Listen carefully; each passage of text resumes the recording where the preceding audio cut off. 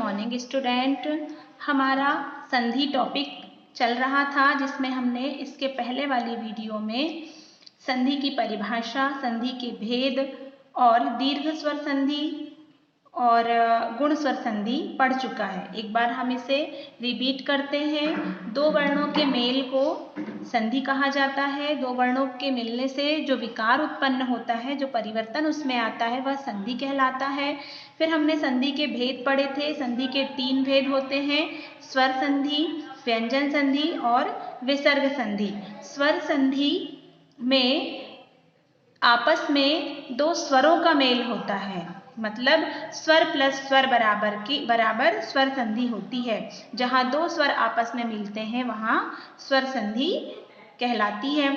फिर हमने आपको बताया था कि स्वर संधि के भी 5 भेद होते हैं। कौन कौन से 5 भेद होते हैं? दीर्घ स्वर संधि, गुण स्वर संधि, वृद्धि स्वर संधि, यण स्वर संधि और अयादि स्वर संधि।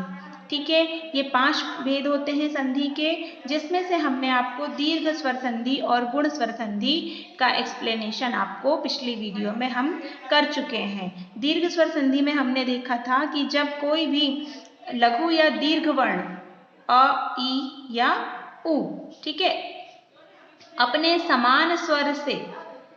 समान ही स्वर से मिलता है और दीर्घ वर्ण बन जाता है, तब वहाँ पे दीर्घ मतलब कि बड़ा वाला वर्ण बन जाता है, तब वहाँ पे दीर्घ स्वर संधि होती है। ठीक है, जैसे कि अ से अ मिले तो बड़ा आ बन जाए, अ से बड़ा आ मिले तो भी बड़ा आ बन जाए, ई से ई मिले तो बड़ी ई बन जाए, ई से बड़ी ई मिले तो भी बड़ी ई बन जाए, फिर उ से उ मिले तो बड़ा उ बन जाए। इस प्रकार से जब दीर्घ वर्ण हमें मिलता है तब वहाँ पे दीर्घ स्वर संधि होती है।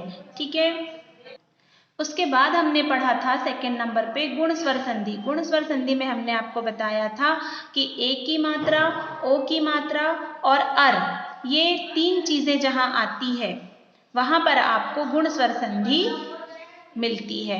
ठीक है, ए की मात्रा मतलब कि जैसे नरेंद्र, गणेश, महेंद्र, रमेश, इस प्रकार के शब्द, और ओ की मात्रा वाले जैसे चंद्रोदय, सूर्योर्जा, गंगोदक, महोष्मा, महोदय, इस प्रकार से।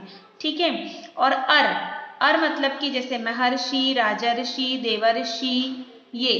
तो जहाँ पर ए, ओ और अर, ये 3 चीजों का उच्चारण होता है, वहाँ पर आपकी गुण स्वर संधि होती है। और गुण स्वर संधि में ए की जो मात्रा है वो किससे मिलकर बनती है? अ प्लस ई से, अ प्लस बड़ी ई से, बड़ा आ में बड़ी ई के मिलने से, बड़ा आ में छोटी ई के मिलने से ए की मात्रा बनती है। ओ की मात्रा कब बनती है? ओ की मात्रा अ या आ के साथ में उ या बड़ा ऊ के मिलने से बनती है। ठीक है, और अर कब बनता है? जहाँ पर अ या आ के साथ में रि ऋषि का लग जाता है, वहाँ पर अर बनता है। तो इस प्रकार से हम ए, ओ और अर से गुण स्वर संधि बनाते हैं। उसके बाद हमने आपसे कहा था कि अब हम तीसरे नंबर पे पढ़ेंगे वृद्धि स्वर संधि। वृद्धि स्वर संधि हम इसीलिए पढ़ रहे हैं इसके बाद में, क्योंकि जैसे हमारे बड़े बुजुर्ग सिखाते हैं कि हमें हमेशा अपने गुण में वृद्धि करना चाहिए। ठीक है, तो हमें अपने गुण में वृद्धि करना चाहिए, मतलब हमारे पास जो भी गुण हैं, हमने जो भी अपने परिवार से संस्कार सीखे हैं, हमें उसे हमेशा बढ़ाते चलना चाहिए, है ना। तो यहाँ पे गुण में आपको इसी तरीके से इसको याद भी रखना है ताकि आप भूले ना। जैसे गुण में यहाँ दिया हुआ है ए की मात्रा, ओ की मात्रा। ठीक है, जब हम गुण में वृद्धि करेंगे तो इन मात्राओं में भी वृद्धि हो जाएगी। तो ये ए की मात्रा बन जाएगी ए की मात्रा और ओ की मात्रा बन जाएगी औ की मात्रा।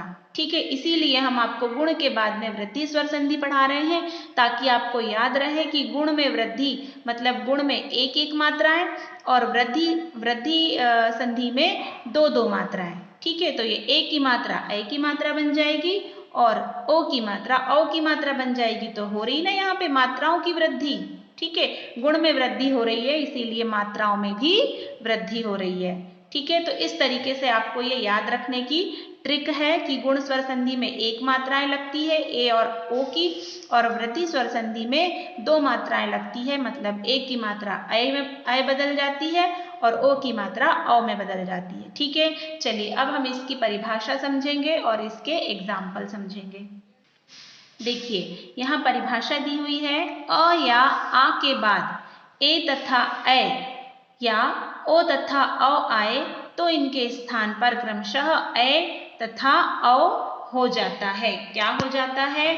कुल मिलाकर हमें ये याद रखना है कि जहां पर ए की मात्रा और औ की मात्रा लगती है वहां पर आपकी वृद्धि स्वर संधि होती है। ठीक है, चलिए एग्जाम्पल में आपके दिया हुआ है अ प्लस अ ए। यहाँ पर भी आप देखेंगे जिस प्रकार गुण स्वर संधि में हमने आपको 10 कंडीशंस बताई थी, उसी प्रकार यहाँ पर भी कुछ 7 से 8 कंडीशन आपकी बनेगी जिसे आपको याद करना है और समझना है। अ प्लस ए बराबर बनेगा ए। ठीक है, जैसे कि 1 प्लस 1 धन 1 बराबर हो जाता है एक। ठीक है, यहाँ पे देखिए आपकी ये एक कैक में क्या जुड़ा हुआ है? 1 धन 1 जुड़ा हुआ है यहाँ पे, तो ये हो जाता है एक कैक। अब आप यहाँ पर देखिए कि यहाँ पे क है, यहाँ क में कोई मात्रा नहीं लगी है, इसका मतलब यहाँ पर अ है और यहाँ पर आपका आ गया एडी का। ठीक है, यहाँ पर आपका आ गया एडी का, तो ये अ और ए मिलाकर के क्या बन जाएगा? अय बन जाएगा। और जब ये अय बन जाएगा तो ये अय को हम ऐसे नहीं लिखेंगे बल्कि हम क्या करेंगे? अय की मात्रा लगाएंगे जो कि ये क में लगाई है हमने। ठीक है, क्या लग जाएगी? ऐनक की मात्रा लग जाएगी। ठीक है, और भी कुछ एग्जाम्पल देख लेते हैं हम। अत्र धन एव या न धन एव, तो ये क्या हो जाएगा? अत्र धन एव हो जाएगा अत्रैव और न धन एव हो जाएगा नैव। तो इस तरीके से हमें यहाँ समझ में आ रहा है कि यहाँ पर जब अ और ए मिल रहा है तो अय बन रहा है। ठीक है, अब उसके बाद में सेकंड कंडीशन आपकी बनती है बड़े अ के साथ, बड़ा आ के साथ ए का मिलना। जब बड़ा आ के साथ में उ मिला था तो क्या बना था? ओ बना था, और बड़े अ के साथ में अब यहाँ ए मिलेगा तो बनेगा ऐ। इसके एग्जाम्पल में आपको आ जाएगा सदा धन एव बराबर सदैव, जैसे तथा धन एव बराबर तथैव। ठीक है, जैसे और ले लो आप वसुधा धन एव, ऐसे शब्द आपने सुने भी होंगे, वसुधैव, है ना।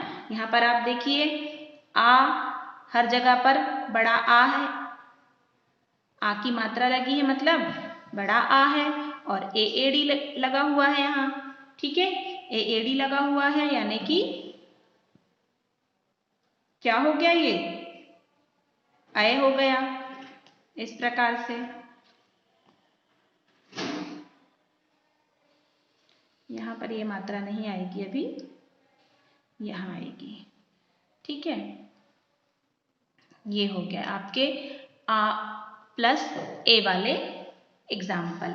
उसके बाद तीसरी कंडीशन ले लेते हैं हम, आ में ए का मिलना। जब आ में ए मिलता है तो क्या बनता है?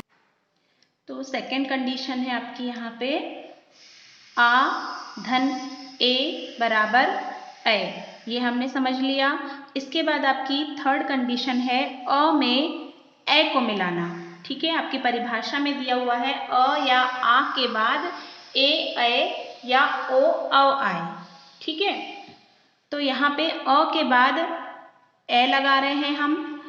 राजधन ऐश्वर्य बराबर राजैश्वर्य, मद धन ऐक्य बराबर मतैक्य, धन धन ऐश्वर्य बराबर धनेश्वर्य। देखिए यहाँ पे यहाँ पे किसी प्रकार की मात्रा नहीं लगी है, इसीलिए अ आ जाएगा, क्योंकि जिसमें कोई मात्रा नहीं लगी रहती है वो शब्द के लास्ट में अ का उच्चारण होता है, अ की ध्वनि निकलती है। यहाँ पे ऐश्वर्य, यहाँ पर अ के साथ में क्या मिल रहा है, ए मिल रहा है। ठीक है, ए मिल रहा है, तो यहाँ पर आपका क्या बन जा रहा है, यहाँ पर आपका बन जा रहा है ए। ठीक है, जब अ के साथ में ए मिलेगा तो भी ए ही बनेगा। उसके बाद बड़ा आ के साथ में ओ की मात्रा अगर लगती है तो क्या बनेगा, औ बनेगा, और अ के साथ में भी ओ की मात्रा लगती है तो भी औ ही बनेगा। मतलब चाहे अ हो या आ हो, दोनों के साथ में अगर ओ की मात्रा लगती है तो हमें औ मिलता है। ठीक है, जैसे महाधन ओज बराबर महोज और महाधन ओजस्वी बराबर महोजस्वी। तो यहाँ पर देखिए आप, बड़ा आ और ओ मिला है। ठीक है, और यहाँ पर देखिए कोई मात्रा नहीं लगी है, तो यहाँ पे अ और क्या मिल रहा है, यहाँ पर अ के साथ में ओ मिल रहा है, ये वाला। ठीक है, तो दोनों ही कंडीशन में हमें क्या मिलेगा, आंसर औ मिलेगा, है ना। ये देखिए हमने यहाँ पे म में औ की मात्रा लगाई, त में औ की मात्रा लगाई, यानी रामौजस्वी हो गया ये, और दंतौष्ठ हो गया ये, महोज हो गया, और ये महोजस्वी हो गया। ठीक है, इस प्रकार से। फिर नेक्स्ट कंडीशन आपकी बनती है कि अ के साथ में औ अगर लगता है तो क्या बनेगा, है ना। अ के साथ में अभी तक हमने ओ लगाए और अ के साथ में ओ लगाए, आ के साथ भी ओ लगाए और अ के साथ भी ओ लगाए। अब हम अ के साथ में औ लगाएंगे और फिर आ के साथ में औ लगाएंगे। ठीक है, तो यहाँ पर भी आपकी दोनों कंडीशन में क्या बनेगा, औ बनेगा। मतलब कि औ बनने की भी 4 कंडीशन हो रही है और ए बनने की भी 4 कंडीशन हो रही है। ठीक है, यहाँ देखिए एग्जाम्पल इसके, परम धन औषधि बराबर परमौषधि और राम धन औदार्य बराबर रामौदार्य। यहाँ पे आपका अ है और प्लस उसमें औ की मात्रा लग रही है, तो फिर भी बन जा रहा है औ। यहाँ भी आपका बड़ा आ है और उसमें औ मिल रहा है, तो भी आपका क्या बन रहा है, औ बन रहा है। तो इस प्रकार से आपका ये औ बनने की हमने कितनी कंडीशन देखी, 4 कंडीशन देखी, और ए बनने की भी हमने 4 कंडीशन देखी। ओके, अब यहाँ आपकी वृद्धि स्वर संधि की कंडीशन और एग्जाम्पल कंप्लीट होते हैं। ये चारों ये सारी कंडीशंस आपको याद रखनी है और इसी तरीके से आपको अपनी कॉपी में भी नोट करके स्टेप बाय स्टेप लिखना है। ओके, इसके बाद नेक्स्ट वीडियो में हम यण स्वर संधि पढ़ेंगे। Okay, have a nice day.